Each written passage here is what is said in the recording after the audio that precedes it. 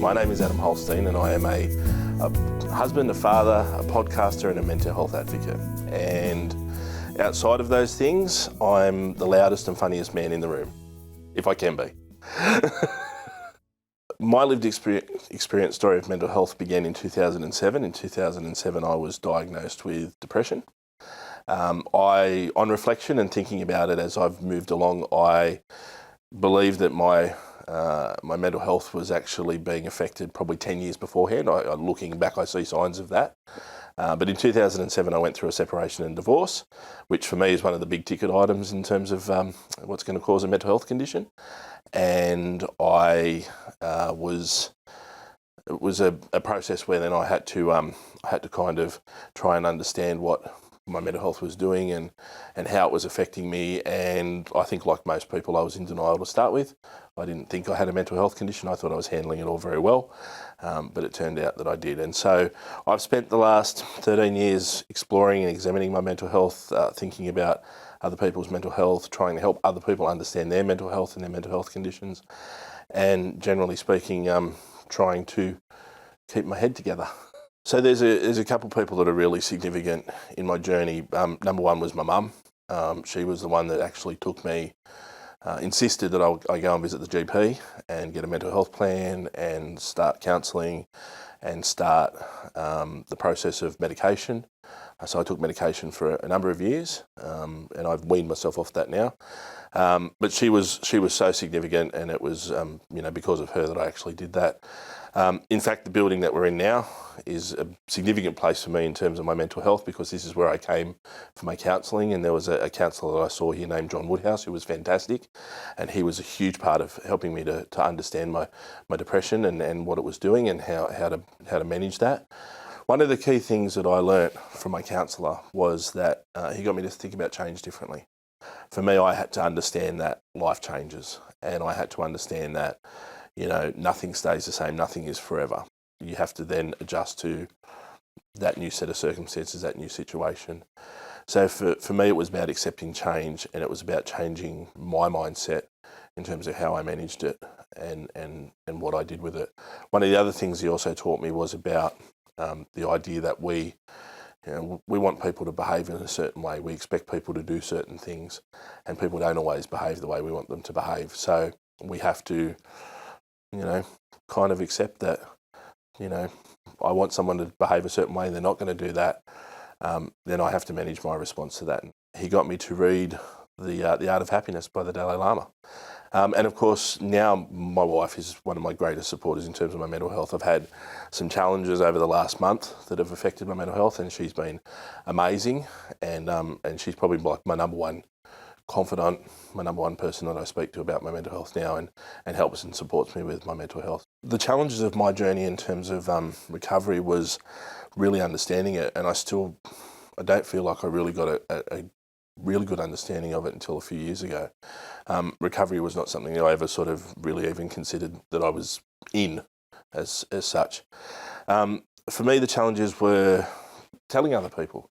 I often say I think that I was, when I first got told I had depression, I thought I was special. I thought no one else had that, no one else would understand that, no one else knew what it was, and I quickly found out that I wasn't, that a lot of people are experiencing this. But being really open and honest about it, trying to manage my life, trying to manage being a father, trying to manage relationships. I've lost some friends because of my mental health. And I've gained some people because of my mental health. I guess probably one of the main challenges was really trying to get my head around it. And in terms of the successes, I believe that one of the things that a mental health condition does is kind of, it kind of breaks you, and it breaks you down, and it kind of forces you to redefine yourself. It kind of makes you think of yourself in a different way. So for me, one of the successes is that I got to redefine myself, and I got to do things that I never thought I'd be able to do. And I got to take this negative experience and use it in really positive ways. So I do a podcast and run some social media stuff.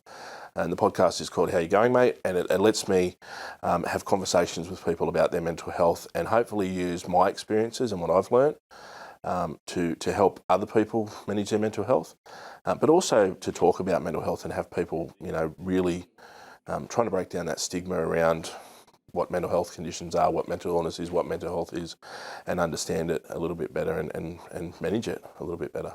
I recently have discovered exercise. I don't exercise hard or anything like that. I'm not a gym person or anything, but I like to walk, and I believe that combination of being outside and walking and exercising is really important.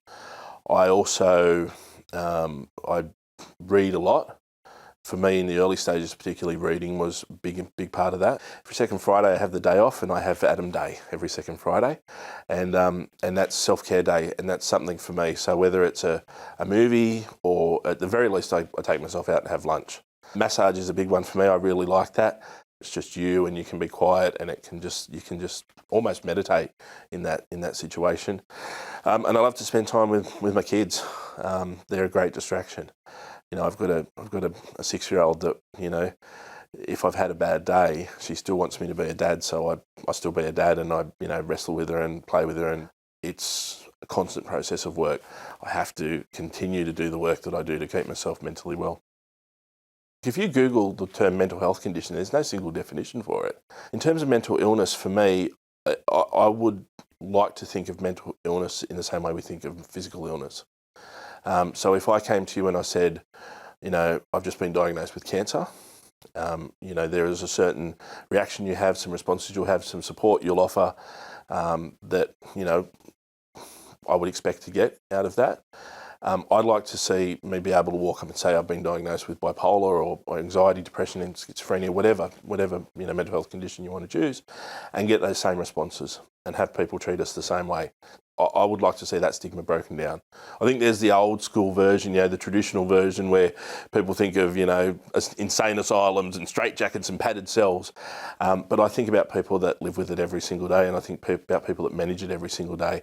And I think about it as something that, like any other illness, like physical, any other type of illness, can be supported, treated, recovered from, and lived with. And we can still have good lives even with a mental illness. To me, I think mental wellness are the things that you do to look after your mental health. And it's the responsibility that you take for your mental health, and it's understanding that being mentally well takes work. Looking after your mental health takes work. You have to do work to do that, whether that's counselling or medication or exercise or diet or, however you manage that, whatever coping strategy you use, whatever self-care strategy you use. For me, it's about the work that you do to stay well.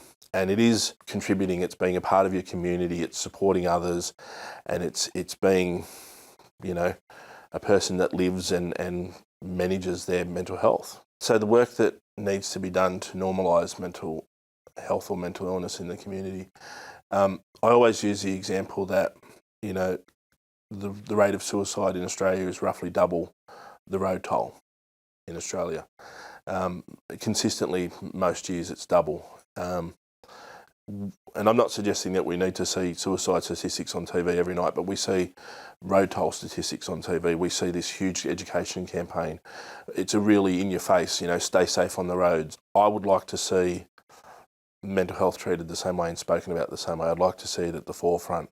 I would like to see a lot more people talking about it. I'd like to see a lot more people understanding it. I'd like to see a lot more education around mental health and mental health conditions. I'd like to see people understanding that mental health is mental health, that everyone has it. Lots more education. We've got generations coming through that hopefully will understand their mental health and their mental health conditions better. I'd like to see a lot more conversations out in the community about it. There are dozens, hundreds of services out there that are talking about mental health, and I think every single one of them that's having the conversation about mental health is really important, and I'd love to see so many more doing it. So for me, it's just education and having those conversations, not being scared to talk about their mental health. If somebody asks you if you need help, accept it. Don't be ashamed of it. Don't feel like you're weak. Don't be scared to expose whatever vulnerability you think you're exposing. For people out there, our message in what I do with my podcast is very simple. Don't wait for someone to come and speak to you. Go and speak to them. We all know people that are experiencing poor mental health for a range of reasons. If you know someone that's experiencing a mental health condition, go out and ask them how they are. Ask them, are you okay? However the question looks, the question is not important. What's important is that we ask the question. And for me, if you get asked that question, don't be scared to say, no, I'm not okay. Don't be scared to say, I'm not doing well. I need some help. Take the support. There's no shame in taking medication. There's no shame in talking to your doctor. There's no shame in going to a counsellor. Accept that support. And if you're thinking about going and accessing a service or talking to someone, do it. If you had a cold, you'd go to a doctor. Go and talk to your doctor about your mental health. Go and talk to people about your mental health. Don't be scared of it. Just, do what you need to do to get well and live life. Ask someone how you're going, mate.